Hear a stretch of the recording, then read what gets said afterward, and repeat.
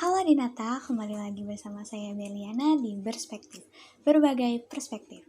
Kali ini Lokani akan membahas mengenai langkah masyarakat dalam melawan COVID-19.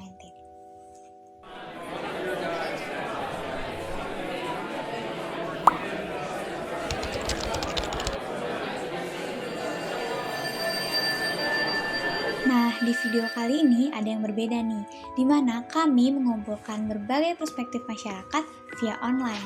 Hal ini tentunya dilakukan untuk turut mendukung upaya pemerintah dalam memberlakukan PSBB atau pembatasan sosial berskala besar di tengah COVID-19. Bicara mengenai COVID-19, seperti yang kita tahu, hal ini merupakan penyakit yang disebabkan oleh virus corona dan berasal dari Cina Desember lalu. Kini, hampir seluruh negara tengah melakukan perlawanan terhadap virus tersebut. Berbagai upaya telah dilakukan, salah satunya PSBB yang tengah berlangsung di Indonesia. COVID-19 ini memiliki dampak yang besar bagi masyarakat di berbagai bidang, mulai dari bidang pendidikan, sosial budaya, hingga ekonomi. Dampak ini memiliki efek jangka panjang dan juga kian memburuk setiap harinya. Karena itulah diperlukan kerjasama dalam masyarakat untuk turut serta melawan pandemi ini. Nah, kali ini Lokani ingin mencari tahu bagaimana upaya masyarakat dengan latar belakang profesi yang berbeda dalam melawan COVID-19. Bagaimana dampak yang mereka rasakan dan apa saja kesulitan yang mereka hadapi. Nah, untuk Adinata tetap di rumah aja ya, dan simak terus videonya. Nama aku Gagas Novianto dari Ditsamapta Polda Metro Jaya. Nama gue Adistiananda Yugian, biasanya tuh orang-orang manggilnya Adisti atau Oye. Nah, profesinya itu relawan nurse yang di RSUI. Halo, nama saya Alfa Rizky. Saya berperan sebagai Creative Director sekaligus founder dari Anheim. Basisnya tuh kita jualan fashion kayak kaos, jaket, dan sebagainya. Untuk ya kebutuhan market lah. Nama gue Muhammad Dimas Aryo Nugraha, dan gue adalah pelajar SMA 21. Udah lumayan dari awal April, tanggal 1 tuh udah orientasi ruang, tugas gitu-gitu. Terus langsung jalanin jadi nurse-nya. Aku udah sekitar 1 tahunan yang lalu lah, sampai sekarang 1 tahun. Kurang lebih di Anheim tuh udah 1 tahun lah, kurang lebih. Ya, UN tuh dibatalin sama jadwal UTBK mundur. Jadwal UN itu harusnya 31 Maret sampai 3 April. Kalau jadwal UTBK semula tuh 26 April. Dari 20 April sampai 26 April. Karena adanya corona, jadi diundur dan UN dibatalin. SKL, surat keterangan lulusnya, isi di Google dokumen.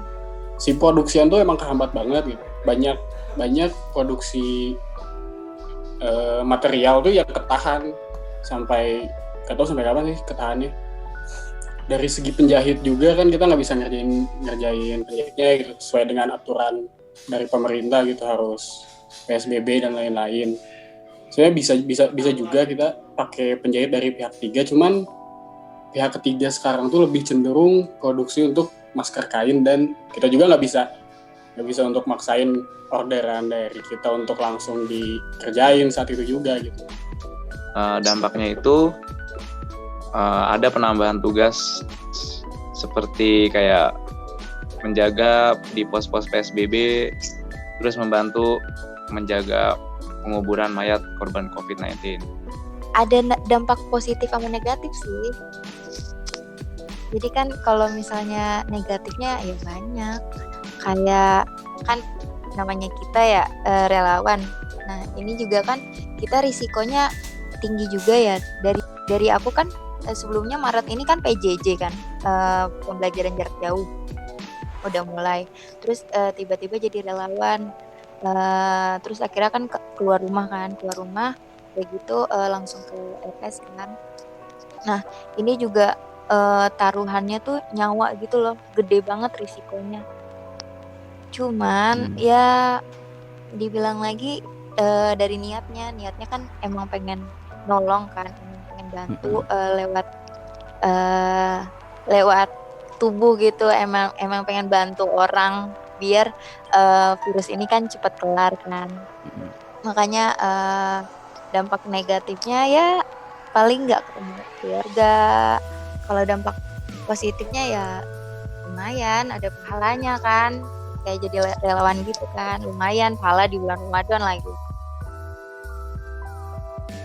Langkah-langkahnya itu memberikan himbauan dan teguran kepada warga masyarakat agar mengikuti anjuran dari pemerintah untuk menggunakan masker dan melaksanakan social distancing.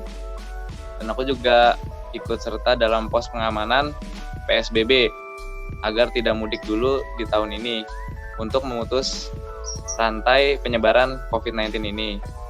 Dan aku juga pernah ikut dalam menjaga penguburan mayat COVID-19. Ya kan selain aku dinas kan itu emang ibarat kata untuk mengobati, memberikan pelayanan yang terbaik untuk corona kan. Mungkin kan aku di bagian screening nih. Screening tuh di bagian penapisan awal rumah sakit. Nah, di situ tuh paling ada beberapa pasien kan yang datang ke rumah sakit untuk tes swab, tes rapid gitu-gitu kan.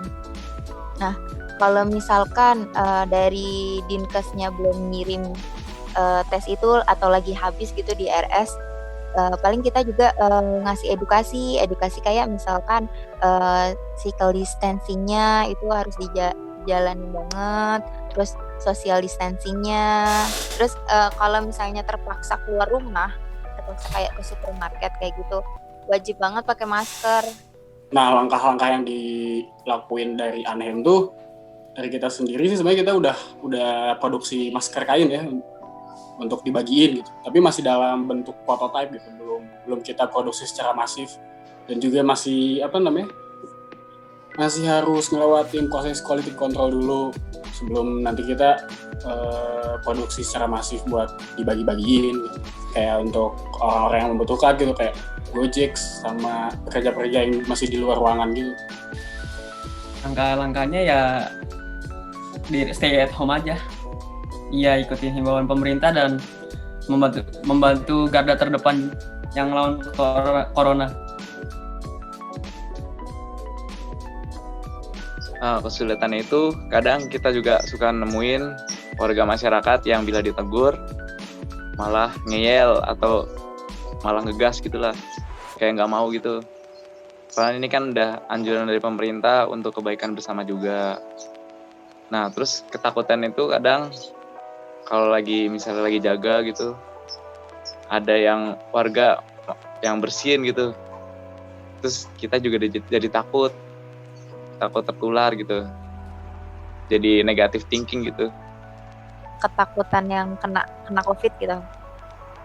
Ya itu mah balik lagi sih, kita jalanin physical distancing-nya, social distancing-nya atau enggak, rekan-rekan yang lain. Terus kalaupun misalnya kena ya udah jalani perawatannya, tapi kalau misalnya enggak ya udah enggak ada ketakutan kena atau enggaknya. Aku enggak, karena kan aku juga di isolasi di Wisma kan, maksudnya enggak pulang ke rumah, enggak ketemu keluarga. Paling ketakutannya ya udah enggak bisa ada waktu ketemu keluarga, paling ketakutannya itu doang. Kalau untuk nanganin pasien langsung udah beberapa kali ketemu yang positif ya biasa aja, kayak ketemu orang biasa, kayak ketemu pasien biasa, pasien TB gitu. Untuk masyarakat agar tetap di rumah dulu buat kita bersama juga, kebaikan kita bersama, agar kita bisa sama-sama melawan pandemi COVID-19 ini. Yang mau nongkrong ditahan dulu, sementara ditahan dulu, nongkrongnya bersama keluarga aja di rumah. Pesan sih kalau dari orang sih ikutin aja anjuran dari pemerintah buat menekan penyebaran dari corona ini. Untuk pekerja yang di luar ruangan kayak Gojek, kurir pengiriman barang, selama masih bisa di rumah sih di rumah aja gitu. Dan kalau misalkan emang harus keluar, tetap jaga kebersihan, terus jangan lupa pakai pelindung kayak masker, terus jaga jarak sama orang sekitar 1-2 meter. Terus jangan panik, tetap waspada, itu aja sih. Paling untuk tenaga medis juga semangat terus. Kami selalu doain dari rumah, dan terima kasih untuk pengorbanan yang telah diberikan sama tenaga medis untuk semuanya. Itu aja sih. Misalnya ya jalanin sesuai pemerintah, ya jalanin yang dianjurkan pemerintah. Terus misalnya tuh semoga wabah ini cepat kelar ya. Terus coba aja semua orang tuh ngelakuin yang disarankan pemerintah selama 14 hari.